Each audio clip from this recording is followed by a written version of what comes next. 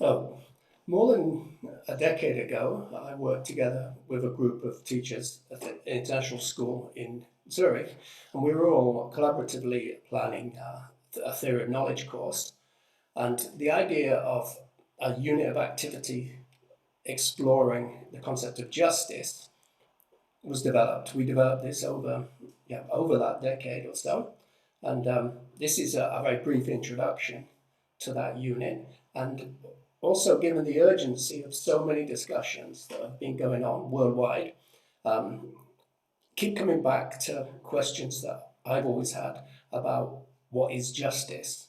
We've seen with growing awareness of climate change, of intergenerational issues to do with what older people owe to the future and future generations.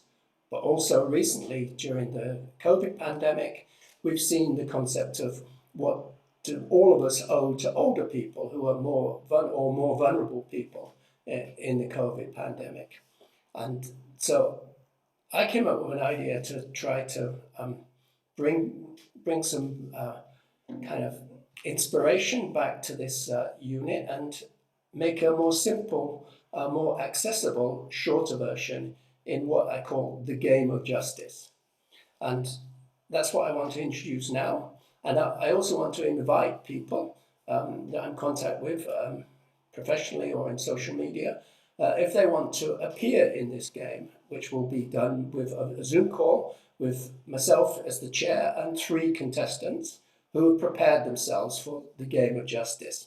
And that's one of the ideas behind this video, is to introduce the key concepts of John Rawls' theory of justice and how that will allow people to play this game of justice and produce, hopefully, an informative and also, in some ways, uplifting search for consensus of some kind of overlapping consensus of what justice means to us.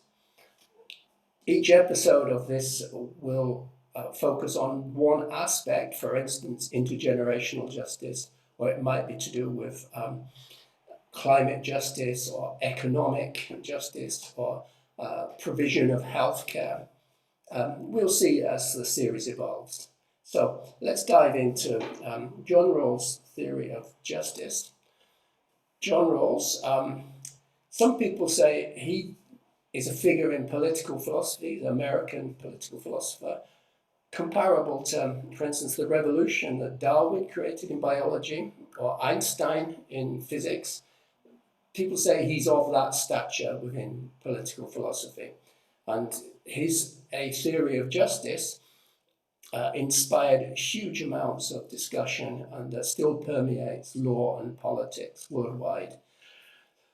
So we call it the game of justice. Well, that's not to make it trivial, because like the famous line from Hurricane of Bob Dylan is, where justice is a game, is a pejorative, that justice is not fair, is not accessible to all. But John Rawls was very, very impressed with the idea of game theory, and part of his theory is a thought experiment of, if we put ourselves in what we call the original position, where we don't know who we are, where we don't know what our interests are, we just know we're human beings with interests, that we've not come to a conception of justice, that by, in a way, socially constructing with others, we would play the game to make it a win-win for all, to minimize the idea of loss. And this original position, this is in his original work.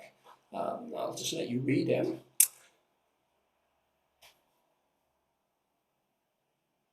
And of course, the key concept behind this is this veil of ignorance.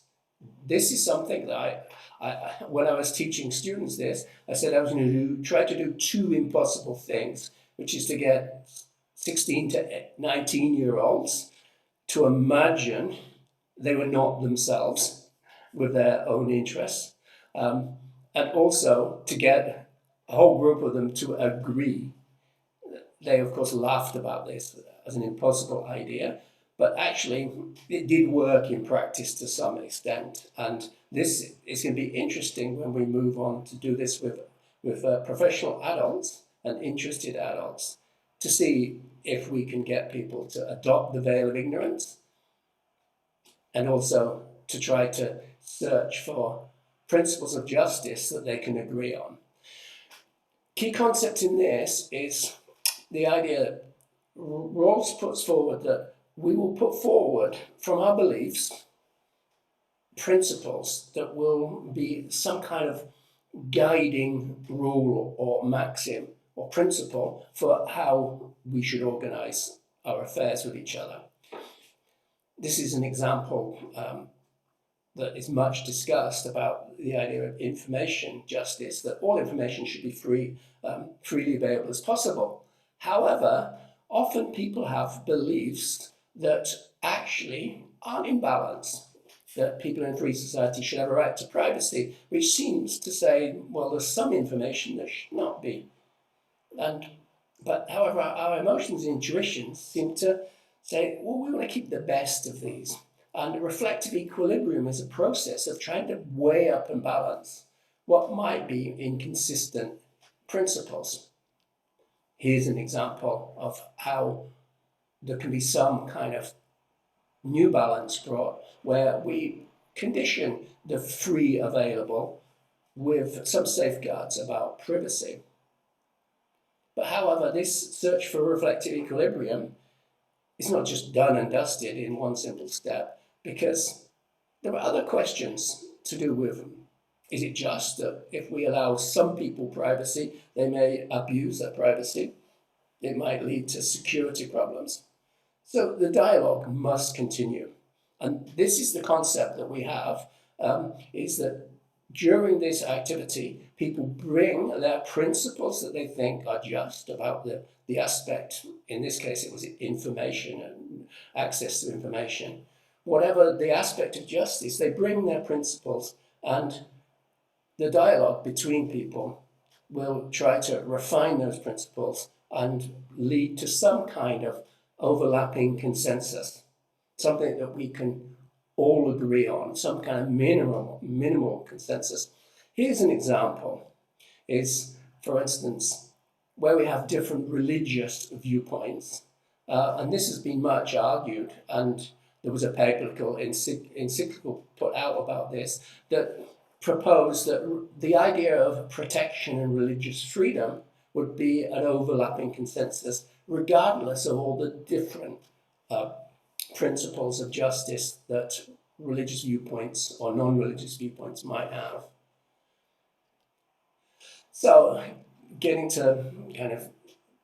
ready for the game, this is what contestants have to do prior to appearing on the Zoom call. They have to try to adopt the original position, try as hard as possible to say, I imagine that I'm not me with my history, with my background, with my socialization, my interests, but that I could be anyone in the world. And that I don't yet know exactly who I am. And they will seek then two principles about the concept of justice they're looking at, whether it be climate or intergenerational or information or economics. And they will come up with two principles that they think are the most important. Then they will also come up with a principle of justice that they totally disagree with about this aspect. But then they do not declare what they are. They send them in to me, and that means the three contestants will have sent three principles of justice, and then we will be ready to play the game. The 9 principles of justice, not knowing whether people agree or disagree with them. And then each contestant will be able to choose a principle of justice and argue for or against it. And we will then, of course, some kind of dialogue and see if we can achieve some kind of overlapping consensus. This will be recorded and published on YouTube. So that's part of you need to be giving permission by wanting to be involved, that it will be published. Obviously, if things go seriously wrong and things happen during the discussion, at the end of each discussion, I will seek permission again of all the participants. Who knows? There could be things said or ideas put that people say, okay, that was great for a private discussion, but I don't necessarily want it to go on YouTube. So permission will be sought beforehand and after the discussion. So all the contestants will have an opportunity to look privately at the recording before it becomes public. If you're interested in getting involved, mail me, and it would be useful for you to say, I'm particularly interested in, for instance, climate justice, or intergenerational justice, or justice related to gender issues, or to do with law, or to do with information, or to do with health related areas. Okay, thank you very much. So please get in touch. I look forward to having some great discussions about justice.